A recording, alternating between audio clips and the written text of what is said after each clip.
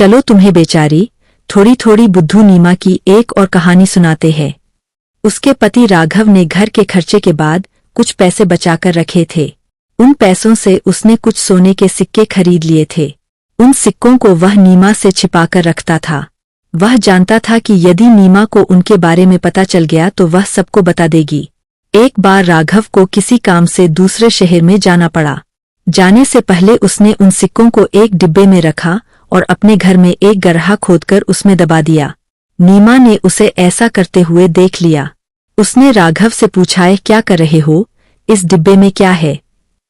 राघव ने उससे कहा, देखो ये सूरजमुखी के कुछ बीज है, मैंने इन्हें संभालकर यहाँ दबा दिया है, तुम इनके बारे में किसी को मत बताना।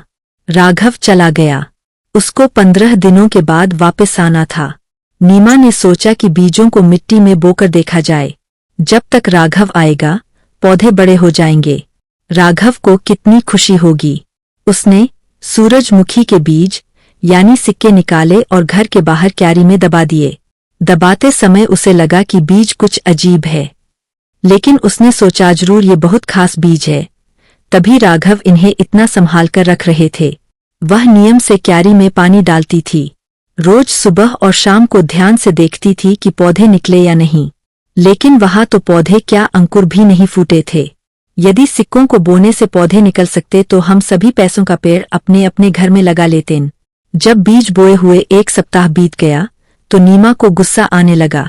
उसने सोचा कैसे बेकार बीज है, 1 सप्ताह हो गया पानी डालते डालते, लेकिन यहाँ तो कुछ हुआ ही नहीं।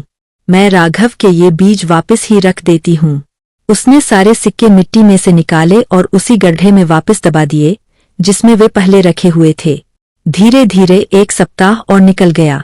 राघव आने वाला था। तभी फूलों के बीज बेचने वाला एक व्यक्ति वहां आया। उसके पास सभी फूलों के बीज थे।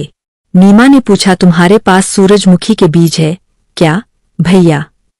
हाँ है, बीज वाला बोला। ये देखिए बहुत बढ़िया बीज है। ऐसा कहकर उसने बीज नीमा को दिखाए। नीमा ने पूछा, इनमें से पौधे निकलते हैं क्या? जी हाँ जरूर निकलेंगे, नहीं तो आपके पैसे वापस करूंगा मैं, बीजवाला विश्वास के साथ बोला। देखो भैया, मेरे पास कुछ बीज रखे हुए हैं, मैंने उन्हें बोया, पानी डाला, खाद डाली, लेकिन पौधे निकले ही नहीं। जरा देखकर बताओ कि ऐसा क्यों हुआ? नीमा ने कहा। ऐसा कहकर उसने बीजवाले को अपने सिक्के दिखाए। सोने के इतने सारे सिक्के देखकर बीजवाले को लालच आ गया। उसने नीमा से कहा, आप अपने बीज इन नए बीजों से बदल क्यों नहीं लेती? नीमा को बात अच्छी लगी। उसने कहा, ठीक है, लेकिन अगर पौधे नहीं निकले तो तुम्हारे बीज मैं वापस कर दूंगी। बोलो मंजूर है? ठीक है, बीजवाला बोला। अभी ये बातें चल ही रही थीं कि राघव वहां पहुंच गया। नीमा के हाथ में सिक्कों का डिब्बा देखकर उसे आश्चर्य हुआ। इससे पहले कि वह कुछ कहता, नीमा उसके कान में बोली, ये देखो, तुम्हारे इन पुराने बेकार बीजों के बदले में ये बढ़िया बीज ले रही हूं, तुम अभी कुछ बोलना मत। राघव के गुस्से का ठिकाना नहीं था।